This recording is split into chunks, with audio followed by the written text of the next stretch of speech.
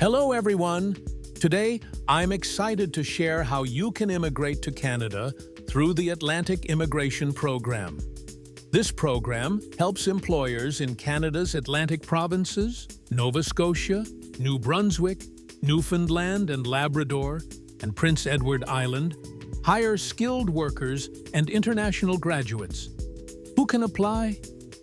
Skilled workers with a valid job offer and international graduates from eligible Canadian institutions in the Atlantic region.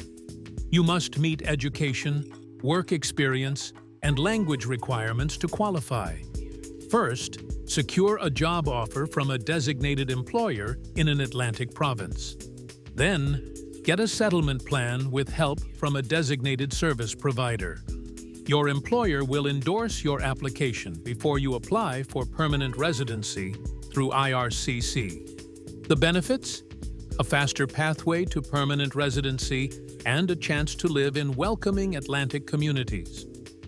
Remember to check the official Canadian immigration website for the latest updates. If you found this helpful, please like, share, and subscribe. Comment below with your questions. I'm here to help. Thank you.